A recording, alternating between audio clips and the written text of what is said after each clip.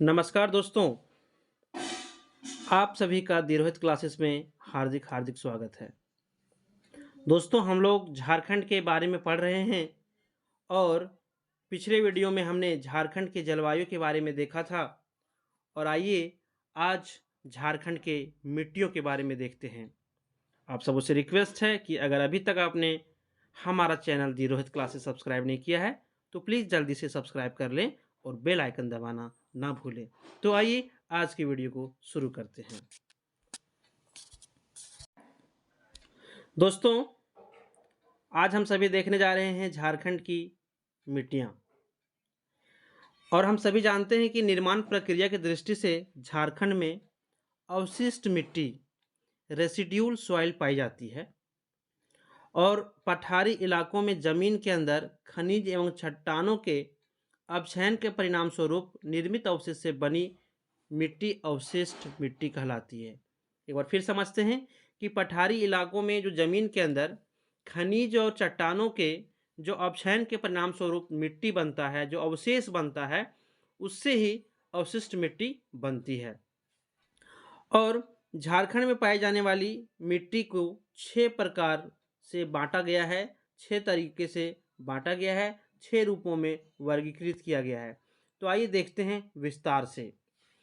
इससे पहले हम लोग जान लेते हैं कि 6 मिट्टी ये कौन कौन है। तो ये मिट्टी है दोस्तों, लाल मिट्टी, काली मिट्टी, लेटेराइट मिट्टी, रेतीली मिट्टी, जलोढ़ मिट्टी और अब्रख मूलक मिट्टी।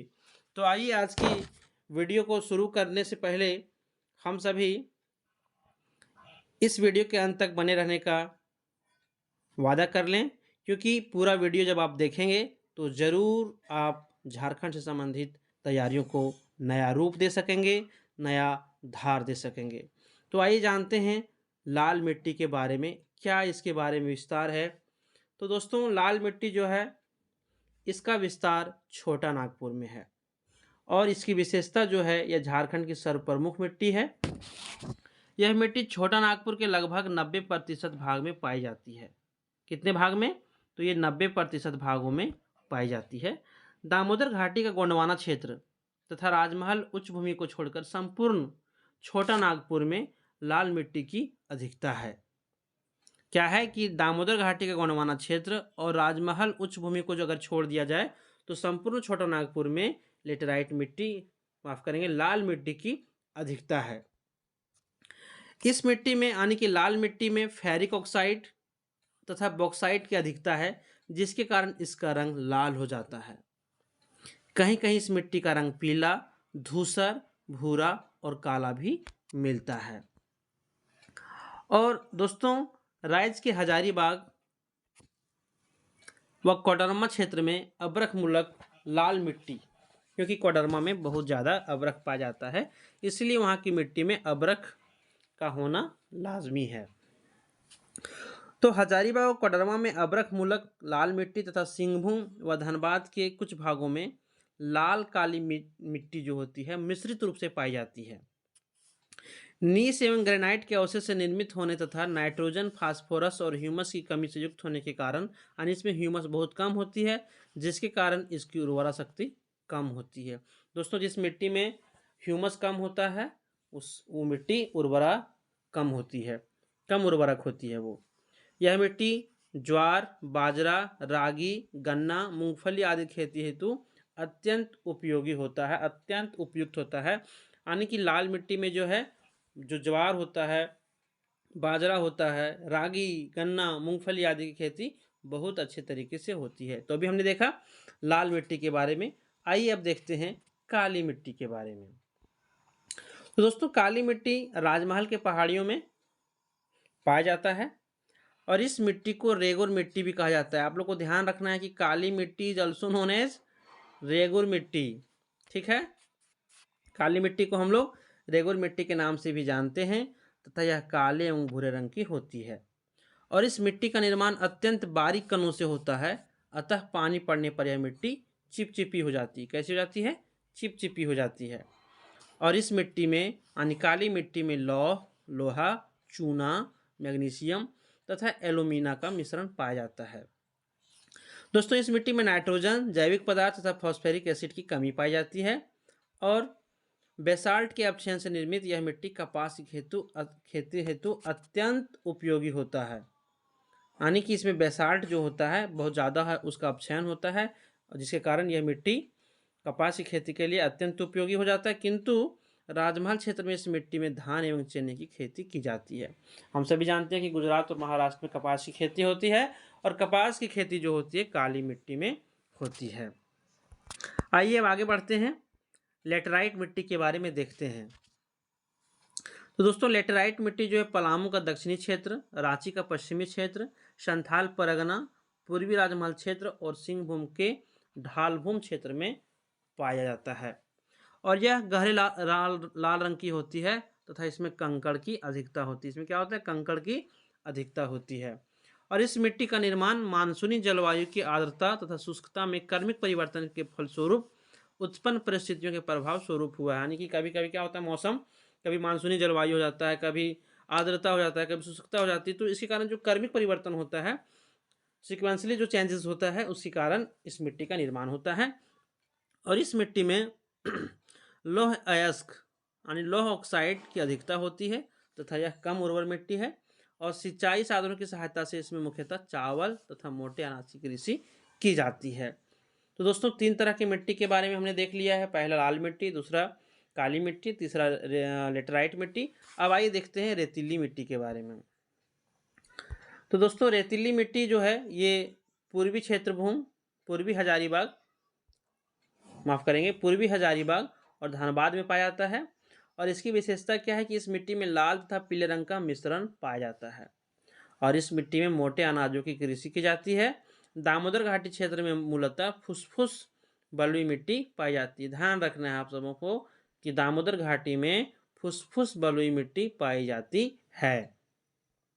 आइए आगे देखते हैं जलोढ़ मिट्टी के बारे में।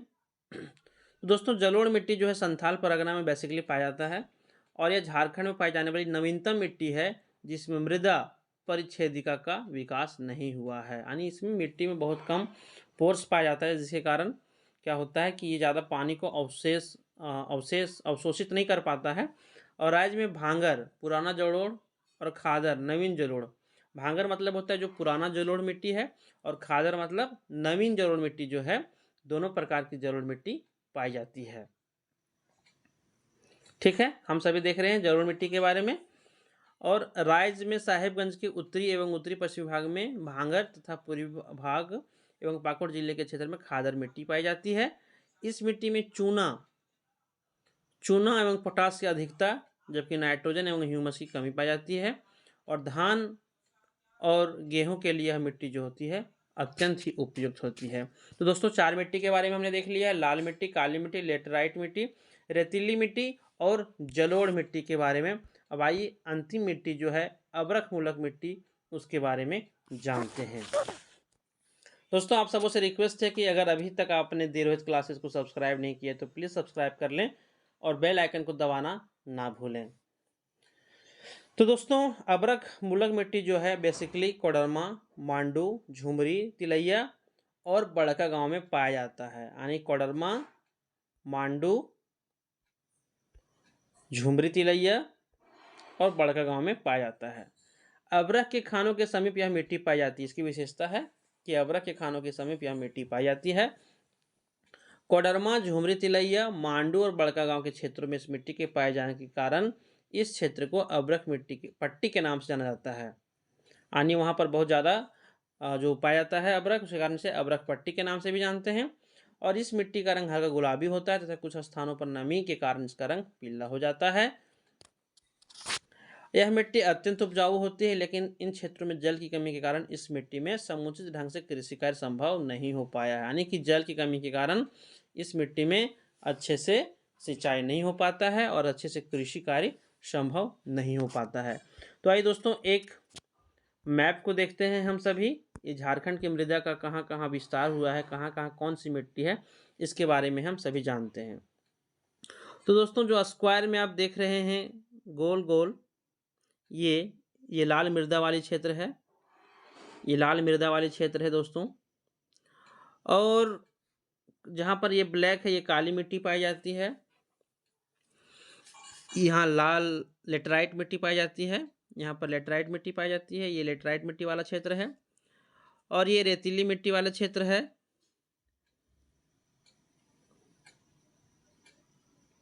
यहाँ पर देखेंगे आप,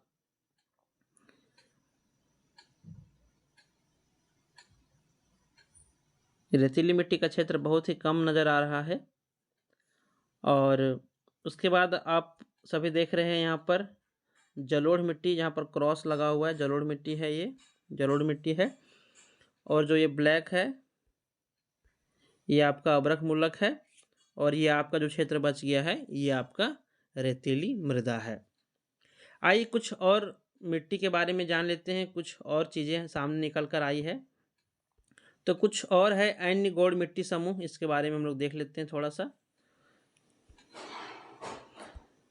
दोस्तों जैसा कि आप स्क्रीन पर देख पा रहे हैं, मिट्टी का नाम जो है अपरदित कगारू की मिट्टी है।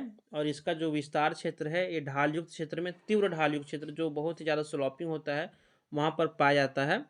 यह मिट्टी पतली और पथरीली होती है। यह निम्न उर्वरता वाली मिट्टी होती है, यानी इसमें उर्वरता बहुत कम होती है। और इसमें सुरगुजा, कुर्थी, मक्का आदि की खेती की जाती है। आप देखते होंगे कि जो गाँव में मिट्टी होती है जहाँ पर बंजर टाइप का भी ज़मीन होता है वहाँ पर कुर्थी वगैरह का भी खेती किया जाता है। अन्य है दोस्तों उच्च भूमि की धूसर पीली मिट्टी। तो ये पलामू और गढ़वा के ऊंचे पठारी क्षेत्र में पाए जाते हैं। और इस मिट्टी की उर्वरता मध्यम से उच्च स्तर की होती है। अगला मिट्टी है धात्विक गुणों से युक्त मिट्टी। ये पश्चिमी सिंहभूम का दक्षिणी भाग में पाया जाता है। और इस मिट्टी का रंग जो है लालिमा युक्त होता है, यानी लाल मिट्टी जैसा होता है। और यह मिट्टी कम उर्वर होती है। अगला है विषम जातीय मिट्टी। इसके बारे में भी हम देख लेते हैं कि विषम जातीय मिट्टी क्या होता है।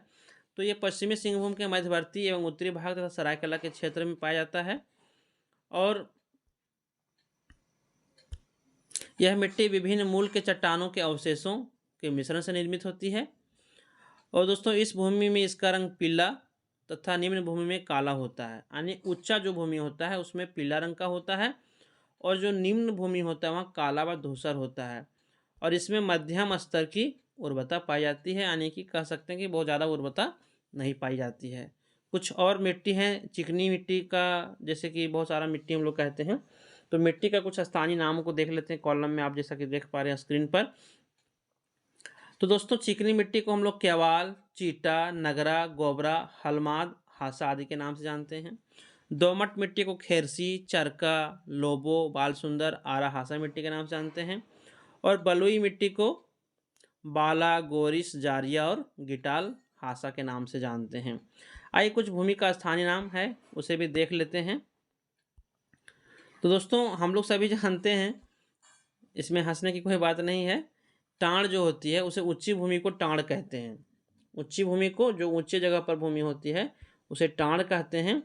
और जैसे कि दिहार, भिट्ठा, बहारसी या बारी भी कहते हैं उसको। हम लोग कहते हैं ना कि बारी है, बारी बारी मतलब अपना जो घर के पास खेत रहता है। टाँड़ मतलब ऊंची भूमि होता है और दोन मतलब नीची भूमि होता है। ये पॉइंट जो है आया हुआ है, आप सभी ध्यान रखेंगे इसे। तो जैसे गहरा खेत, गहरा कहते हैं ना, बहियार, घोघरा, जाह, चौरा, कनारी आदि नामों से जाना जाता है। दोस्तों आशा करते हैं कि आप सबों को वीडियो काफ़ी पसंद आ रहा होगा। और प्लीज़ आप इसे शेयर करना ना भूलें। दोस्तों बहुत ही मेहनत से अपना टाइम बचा के दिन भर पढ़ाई लिखाई ट्यूशन करते हुए जो टाइम बचता है उसमें आप सबों के लिए वीडियो बनाते हैं। और इसी बहाने अपनी भी तैयारी हो जाती है, क्योंकि जो पढ़ाई होती है निरंतर चलने वाली प्रक्रिया है, ये तो कभी ख़त्म नहीं होने वाली है। और आजीवन पढ़ना भी चाहिए व्यक्तियों को। तो प्लीज़ आप सभी सब्सक्राइब ज़रूर से ज़रूर कर दें और लाइक कमेंट शेयर करना ना भूलें। आप सभी दोस्तों अपना ख्याल रखेंगे और पढ़ते रहेंगे। और कमेंट बॉक्स में ज़रूर बताएंगे कि आपको वीडियो कैसा लग रहा है, किस टॉपिक पे आप सभी के लिए वीडियो बना कर लाएँ, कौन से विषय में वीडियो बना कर लाएँ। आप सभी अपना सुझाव ज़रूर देंगे। आप सभी अपना ख्याल रखें। जय हिंद दोस्तों, नमस्कार।